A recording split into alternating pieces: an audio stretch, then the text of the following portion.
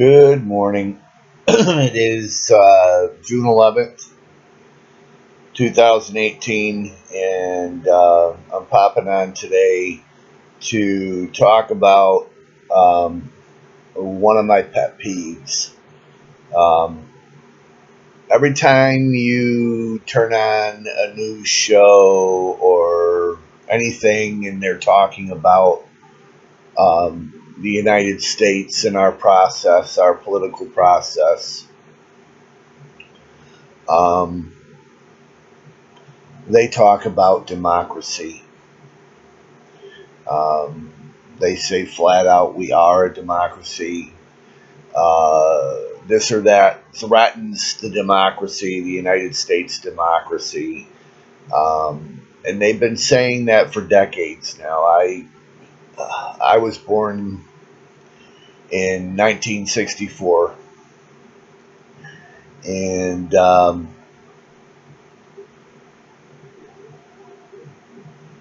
I can remember at least back into the 90s that they started this onslaught of we are a democracy, a democracy. Um, President Reagan stated we were a constitutional republic, which is fact. And I'm not sure if people understand the difference between a constitutional republic and a democracy. I know the people that are screaming, the politicians at least, that are screaming daily, and the people in media that we are democracy and this and that threatens democracy. They know they're just practicing Cloward and Pivot, and you keep repeating something over and over and over and over and over again, and it becomes the reality. Okay, at least by Cloward and Pivot, but in reality, we are not a democracy, but a constitutional republic. And this is an article that I found by Dr. Harold Pease on libertyunderfire.org. And I'll put the link in the description when I put this together. But he talks about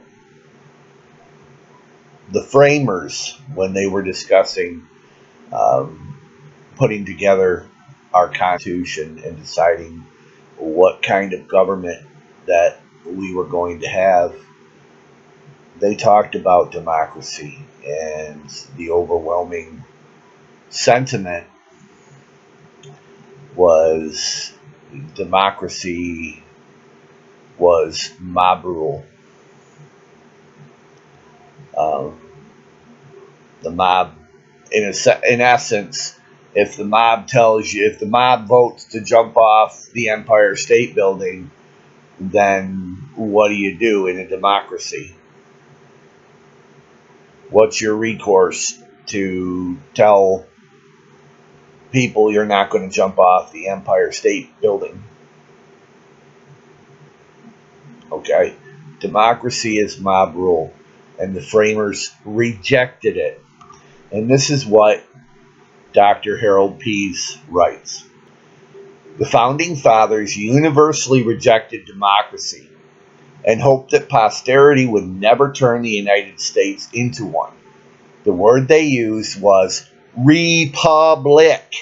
REPUBLIC, which is not synonymous with democracy. The word democracy is not in the Declaration of Independence, the Articles of Confederation, the Constitution, or the Bill of Rights. Even the Pledge of Allegiance is to the republic for which it stands, not to the democracy for which it stands, because there's a big difference. Benjamin Franklin defined democracy as two wolves and a lamb voting on what to have for lunch. Liberty is a well-armed lamb contesting the vote. So why did they reject democracy? Because it is inherently flawed with the share the wealth philosophy, like what they're trying to shove up our ass with the socialist crap, which only works as long as there is someone else's money to share. When you run out, those receiving are quite pleased with getting something for nothing, but those forced to give are denied the right to spend the benefits of their own labor in their own self-interest, which creates jobs no matter how the money is spent. They also lose a portion of their incentive to produce. Fraser Tyler, author of The Decline and Fall of the Athenian Republic, authored more than 30 years ago, said it best. A democracy cannot exist as a permanent form of government. It can only exist until voters discover that they can vote themselves largesse from the public treasury. From that moment on, the majority always votes for the candidates promising the most benefits from the public treasury, with the result that a democracy always collapses over loose fiscal policy, always followed by a dictatorship. Now, the Obama usurpation, the regime, used that as well as, just free things in general. And then, of course, you got the screaming for the state to be your drug dealer in legalization of marijuana. Okay, you think, oh, we'll just legalize it, and then you'll just go wherever you want to go, and you can light a doobie, and there you go, you're free to go. Don't work that way. Don't work that way. The state is going to take over from the street dealer. Okay? And they're not going to do it for free, suckers. But that's an argument for a different video. Where does the money come from for all the good that government does? Answer: out of someone else's pocket. If it is with his consent, it is a form of charity. If forced, a form of tyranny. The more and the longer given, the more entitled the receiver becomes, until he is quite willing to the streets and demand more of other people's money, fully satisfied that he has every right to it. This works until those who have money are destroyed as a class, and everyone is equally poor. The result is a diminished standard of living for everyone, as was the case under 20th century communism. And we've been playing that game. We've been playing this game for all the 8 years of the Obama usurpation, and then of course they added other things to it, like open borders and being the Pied Piper and leading across people, which is going on, still going on today, and it will until we end it. But I mean, it's all part of the game.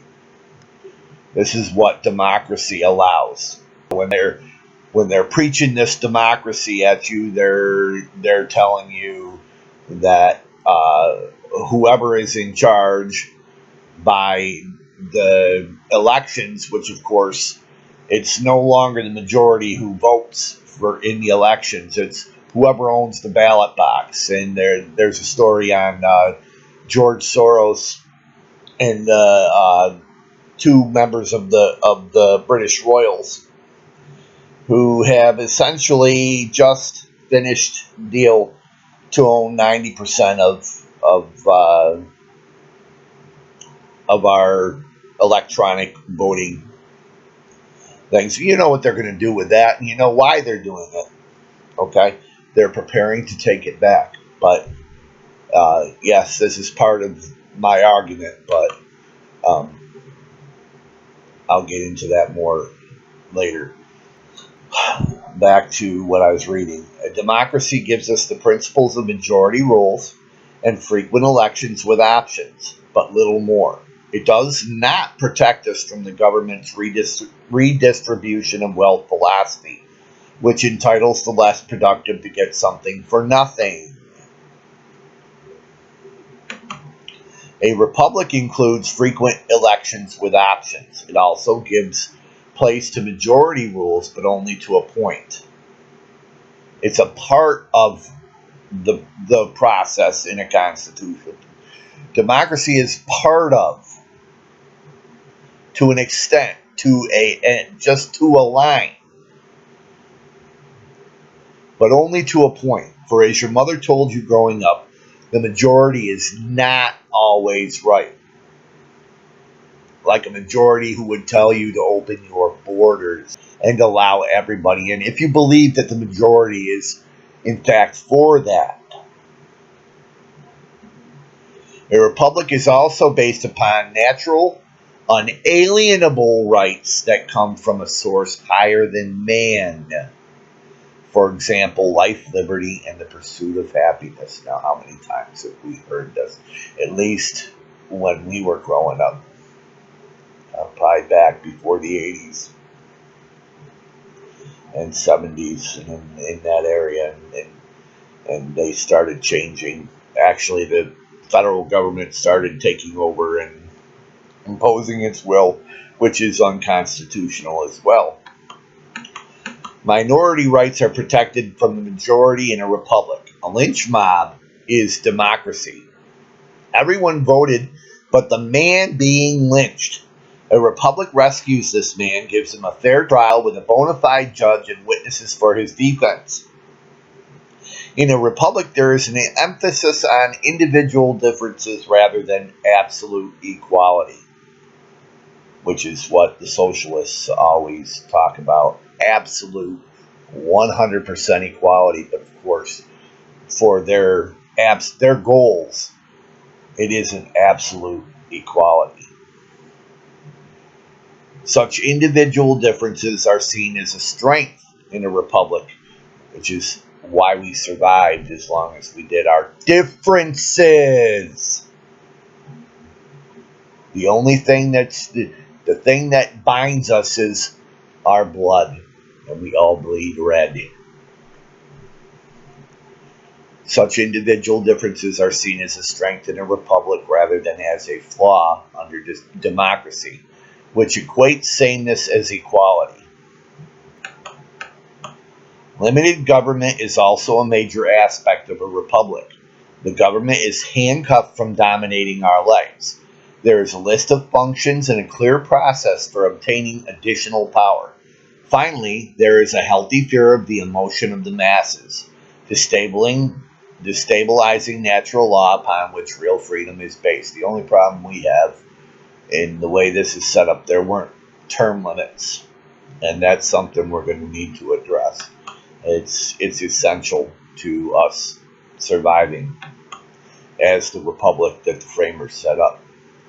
The founders created a republic, REPUBLIC, not a democracy as you have hammered at you every stinking day, even by libertarians and conservatives. You can go to InfoWars and you can get that crammed up your ass sideways. You can go to Fox News. You can go anywhere, pretty much over the board. Rush and all those places. Sean Hannity, and they all shove that up your ass sideways.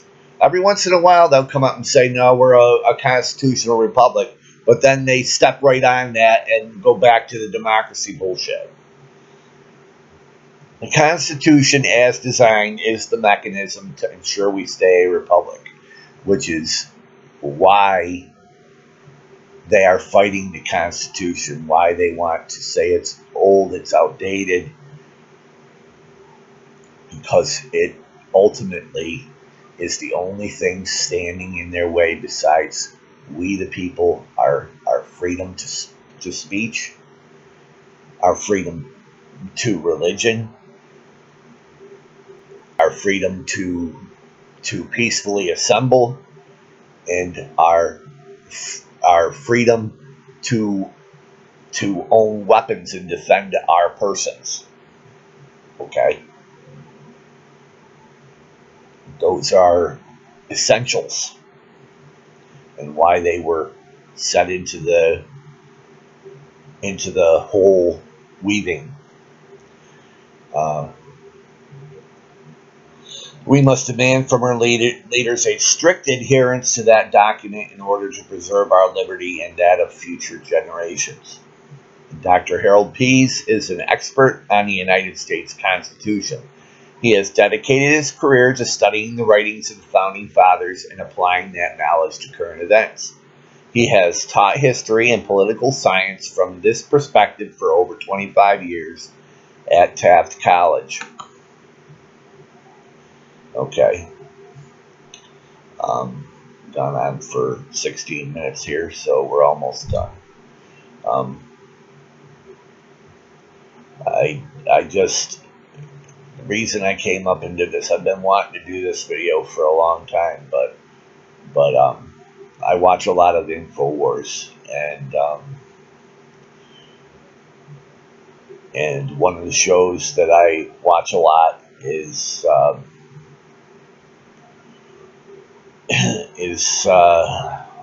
God, this is what happens when you get old and you forget. But Owen Schroyer. DMLR rights away. There you go. Must fight. War Room. The ACLU wants you to fight. The War Room with Owen Schroyer. And Owen is young, and he's an ultimate patriot.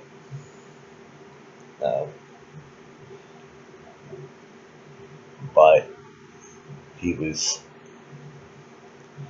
speaking on a subject that he's very passionate about the new SCOTUS pick and the way that the left is reacting to that. And he threw that word around, democracy, and they throw it around in everything. And everywhere you go, even the people we go to for news, okay, they throw that stinking word around, and it is a big old freaking gob in the face of Benjamin Franklin and the men that were with him that put together the Constitution.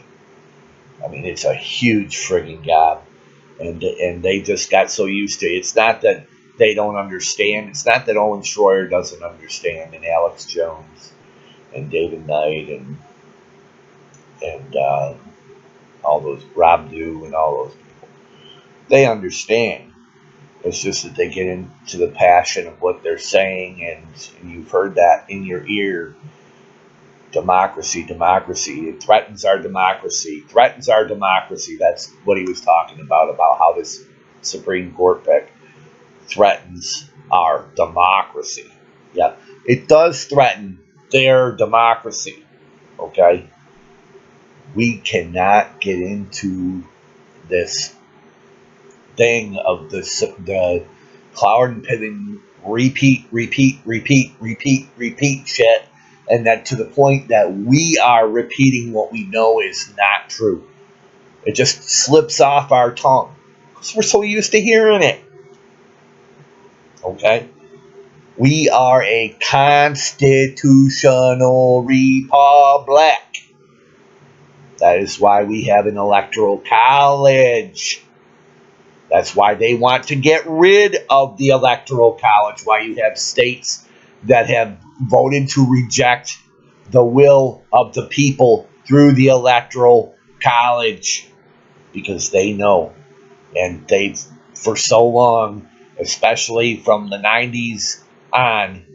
It started earlier than that, but really hardcore 90s, the new century, up to today, hammering in our kids' heads all this bull friggin' shit Okay? And that's what we're fighting. So one of the first things we have to do is understand our Constitution. There has to be installed in all public schools. They need to, like the president promised, and this is going. He's going to start hearing about this. The Common Core. He promised to rid our public schools of the Common Core. Okay, and we haven't talked about it at all.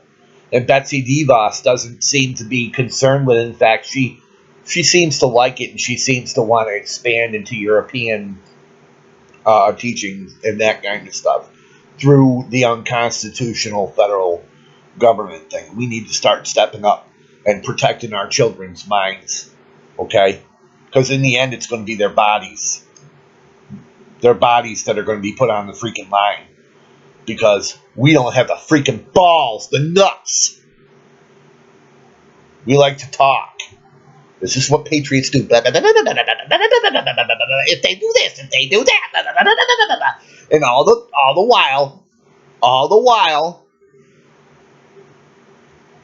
Antifa, Black Lives Matters, the general nut jobs that come up and take Michael Moore's cue and all that. They jump up and they're running the streets, and they've been running the streets for freaking years, for about since at least the second term of Barack Obama. Okay, he's called them up in our face, and we can't even say that. Okay, and we continue to say we will. They're going to meet the resistance, and we're going to be the armed resistance and whatever. But in the end, what we are showing is they can do anything they want, and if they really want it back, all they got to do is just keep persisting and doing what they're doing. Okay? So right now we're in the driver's seat, but that can all end and we can go right back. And it's not going to go just right back to where we were when the last day Barack Obama was in office. Okay? They're going to hammer down. They're going to clamp. As soon as they get it back, they're going to hammer down. And we aren't going to have any opportunity. It's going to be door to door. And when it's door to door, we're fucked.